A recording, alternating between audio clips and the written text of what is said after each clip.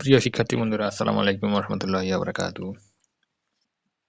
আজকে আমরা একটা গুরুত্বপূর্ণ টপিক নিয়ে আলোচনা করব, সেটা হচ্ছে যারা নবীন স্টুডেন্ট জাতীয় বিশ্ববিদ্যালয়ে ভর্তি হবে। যদিও এই বছর যখন আমি এই মুহূর্তে ভিডিওটা তৈরি করছি, ইতিমধ্যে জাতীয় বিশ্ববিদ্যালয় অনার্সে ভর্তি কার্যক্রম সম্ভবত শেষ হয়ে গেছে। কিন্তু কিছু ফেসবুক পোস্ট দেখি প্রতি বছর, এবছরও সেম একইভাবে দেখলাম। তাই চিন্তা করলাম ভিডিওটা তৈরি করি, আগামী বছর অ্যাটলিস্ট এটা কাজে দিবে। যদি আগামী বছর কেউ আমার এই ভিডিওটা দেখে বা এই বছরে দেখতে পারে যে কেউ, বা যে কোনো সময় দেখতে পারে, ইন ফিউচার তারা যদি জাতীয় বিশ্ববিদ্যালয়ের কলেজে ভর্তি হয়, সেক্ষেত্রে ভিডিওটা তাদের কাজে দিবে।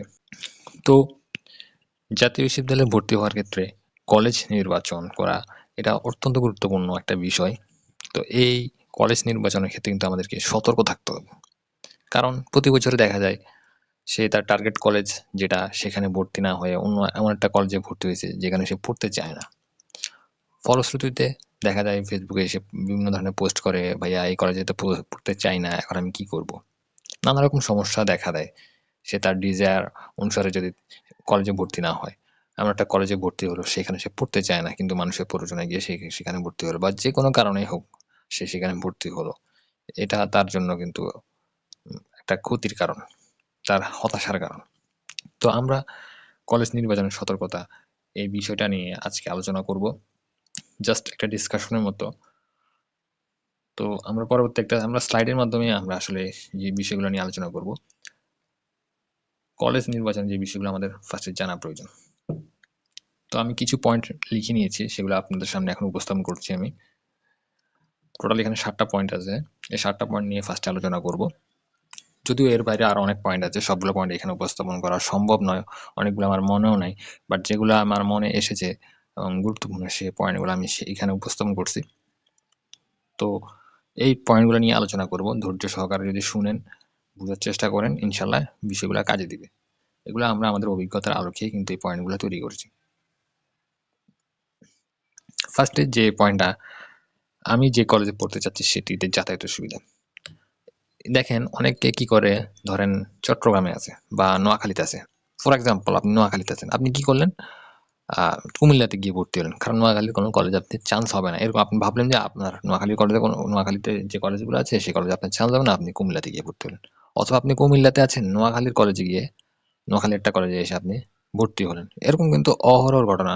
চট্টগ্রাম থাকে, ফেনীর কলেজে এসে ভর্তি হয়েছে, ফেনীতে থাকে নোয়াখালী কলেজে, নোয়াখালীতে থাকে ফেনীর কলেজে, লক্ষ্মীপুরের কলেজে, এরকম অ্যাভেলেবেল ঘটনা আছে। মানে সে থাকে একটা জেলায়, বাট সে ভর্তি হয়ে আছে অন্য একটা জেলার কলেজে। পরে কি হয়, সে তো ওই জেলার কলেজে গিয়ে ক্লাস করতে পারে না, কারণ একটা ডিস্টেন্সের বিষয় আছে। এটা তো সম্ভব না, আপনি চট্টগ্রাম থাকেন বা আপনি নোয়াখালী থাকেন, আপনি ফেনীর কলেজে গিয়ে, বা ফেনী থাকেন আপনি নোয়াখালীর কলেজে, কুমিল্লা থাকেন নোয়াখালীর কলেজে, নোয়াখালী থাকেন কুমিল্লার কলেজে, এরকম কি সম্ভব নাকি নিয়মিত এখন? আর তাছাড়া বর্তমানে তো 60% উপস্থিতির একটা বিষয় আছে, সেটা যদি আপনি কনফার্ম করতে হয়, 60% উপস্থিতি যদি আপনি এনশিওর করতে চান, তাহলে তো আপনাকে কলেজে নিয়মিত যেতে হবে, তাই না? তাহলে এমন একটা কলেজ সিলেক্ট করতে হবে যে কলেজে আপনি নিয়মিত যেতে পারবেন। ভুল জায়গায় আর ভুল প্লেসের কলেজে ভর্তি হলে সেটা আপনার জন্য কিন্তু একটা কি ডেঞ্জারাস একটা ডিসিশন হবে, কিন্তু এটা আত্মঘাতী সিদ্ধান্ত। সেকেন্ড, কলেজের পরিবেশ, ল্যাব সুবিধা, নিয়মিত ক্লাস। আমি প্রত্যেকটা পয়েন্ট নিয়ে অনেক বেশি বিস্তারিত আলোচনা করতে পারবো, বাট আমি সংক্ষেপেই এই বিষয়গুলো নিয়ে আলোচনা করতেছি, যাতে ভিডিওটা অনেক বেশি লম্বা না হয়ে যায়। কলেজের পরিবেশ এটা অনেক বেশি গুরুত্বপূর্ণ। অনেক কলেজ আছে যেখানে ইনফ্রাস্ট্রাকচার ভালো না, কলেজের পরিবেশ ভালো না, ঠিক আছে, ল্যাব নাই, ল্যাবের সুবিধা ভালো না। ল্যাব একটা আছে, ক্লাস ঠিক করে ল্যাবটা ইউজ হয় না, ল্যাবে ধুলোবালি, ভঙ্গুর অবস্থা, পানি পড়ে। তারপরে দেখা যাচ্ছে নিয়মিত ক্লাস।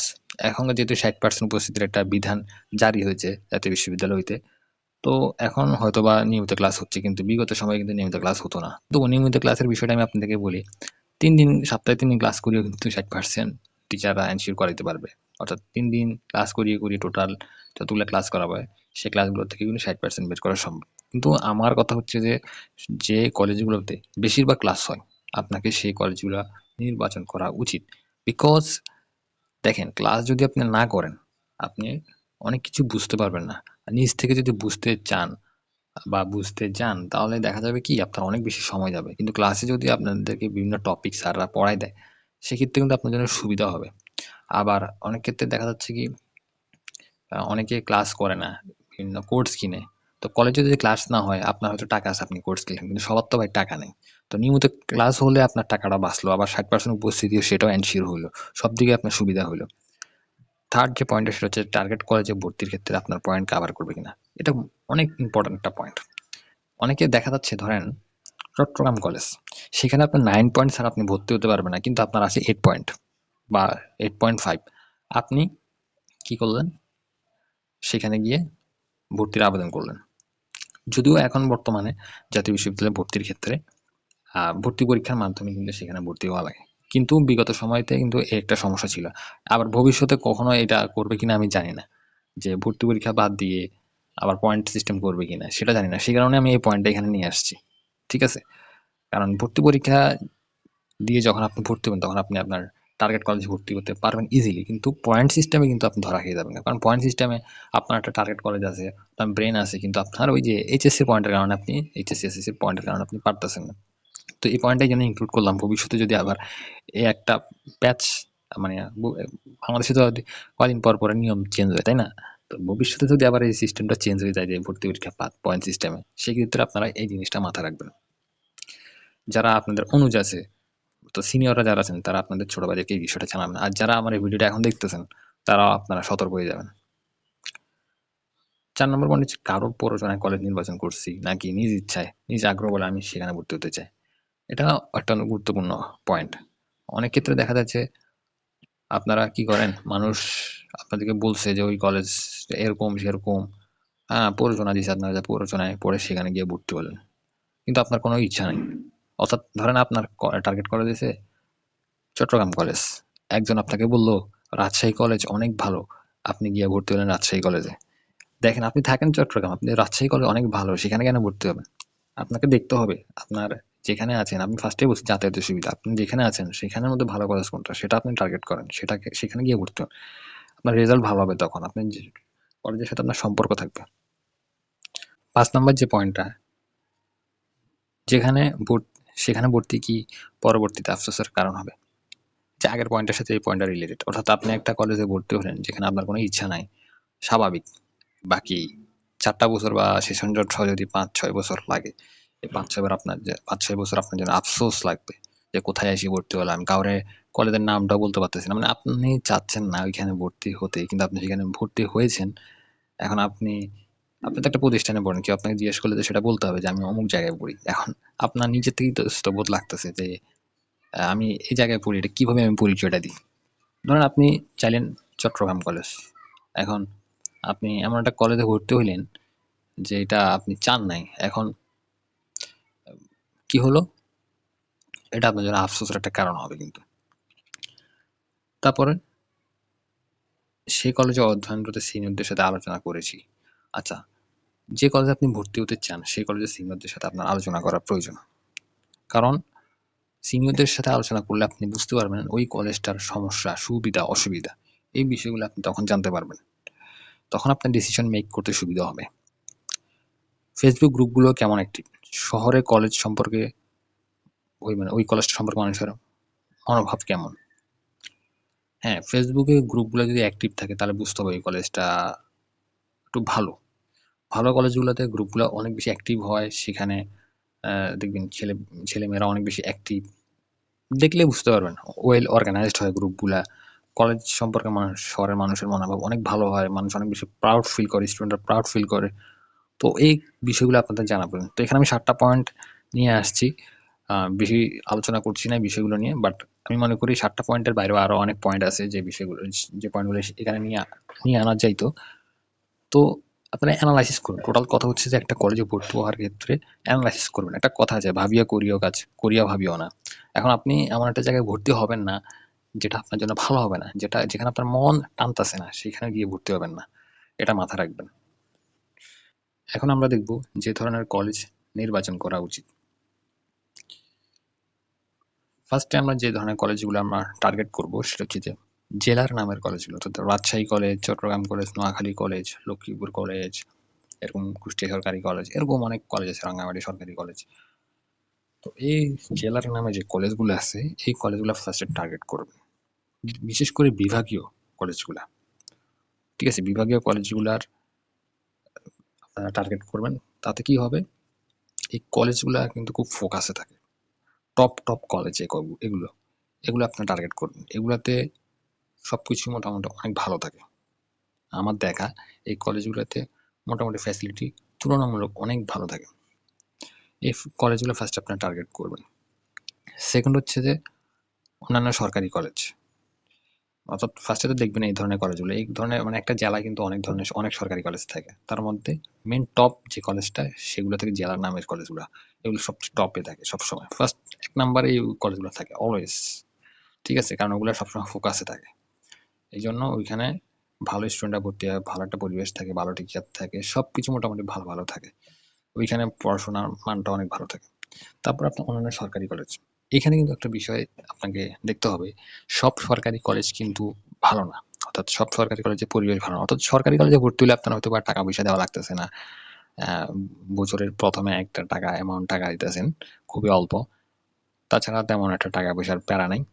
কিন্তু এখানে আপনাকে দেখতে হবে যে আগের পয়েন্টগুলা, অর্থাৎ এর আগে স্লাইডে আমরা যেগুলো দিচ্ছিলাম সেই পয়েন্টগুলো মিলাই দেখতে হবে যে কলেজের পরিবেশ কেমন। কারণ সব সরকারি কলেজের পরিবেশ কিন্তু ভালো না, সব সরকারি কলেজের ল্যাব ফ্যাসিলিটি সবকিছু ভালো ভালো নাই। সেই কারণে সরকারি কলেজ নির্বাচনে, সরকারি কলেজ হলো সেই সরকারি কলেজগুলো কতটুকু ভালো এটা আপনার মন টানতেছে কিনা, এটা হচ্ছে সবচেয়ে গুরুত্বপূর্ণ বিষয়। আপনার মন টানতেছে কিনা, কারো পরামর্শ কারো কান পড়ায় আপনি কলেজ নির্বাচন করবেন না বা কলেজে ভর্তি হবেন না। একজন বললো আর আপনি নাচতে নাচতে গিয়ে ভর্তি হলেন, পরে কি হবে?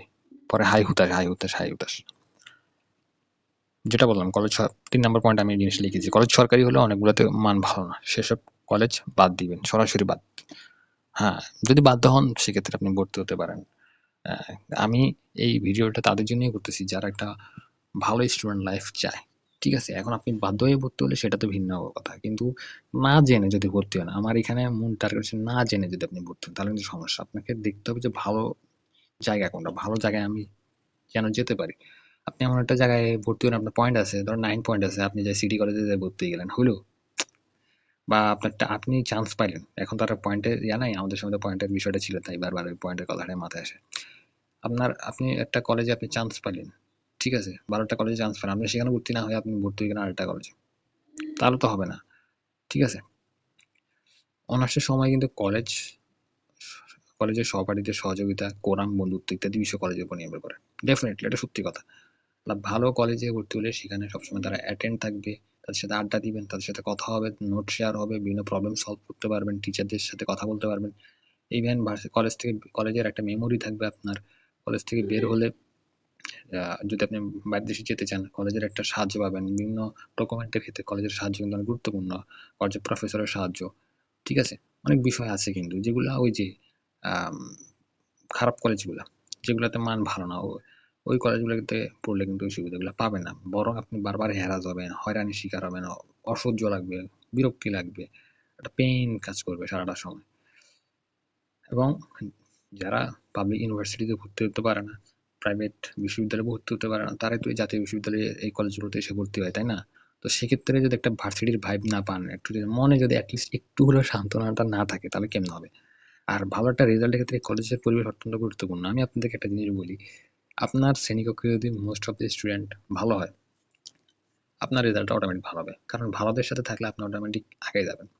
আর একটা বিষয় কতটুকু সত্যি কতটুকু মিথ্যা জানি না, তবে পরীক্ষার সময় যখন একটা ক্লাসে বেশিরভাগ স্টুডেন্ট ভালো থাকে, যখন যে টিচার খাতা কাটে ওনার কিন্তু এখানে একটা প্রভাব পড়ে, যে একটা বান্ডিলে সবগুলা খাতায় ভালো, আপনি যদি একটু খারাপও লেখেন দেখবেন যে আপনার রেজাল্ট অটোমেটিক ভালো আসতেছে, যদিও বিষয়টা এরকম হওয়া উচিত না, কারণ যে স্টুডেন্ট ভালো লাগবে সে ভালো নাম্বার পাবে, যে স্টুডেন্ট খারাপ লিখবে সে স্টুডেন্ট খারাপ নাম্বার পাবে। কিন্তু এটা আমি মনে করি বাংলাদেশের প্রেক্ষাপটে এটা হয়, কারণ এত স্টুডেন্ট সেই অনুপাতে শিক্ষক কম, এত খাতা টিচারের ভাগে জমা পড়ে যে আসলে সেই খাতাটা 2 জনের কাটা উচিত বা 3 জনের কাটা উচিত, কিন্তু সেখানে সে 2 জন 3 জনের সমপরিমাণ খাতা একজন শিক্ষক দ্বারাই কাটানো হচ্ছে, জাজমেন্ট করা হচ্ছে, সেক্ষেত্রে অনেক ভুল হয়। জাতীয় বিশ্ববিদ্যালয়ে খাতা কাটার নিয়ে অনেক অভিযোগ আছে, সেগুলো অন্য একটা ভিডিওতে আলোচনা করবো। কিন্তু একটা ভালো কলেজে বললে আমি মনে করি এই প্রবলেমটা হওয়ার সম্ভাবনা খুব কম থাকবে, হবে না যে এটা গ্যারান্টি দেওয়াটা মুশকিল।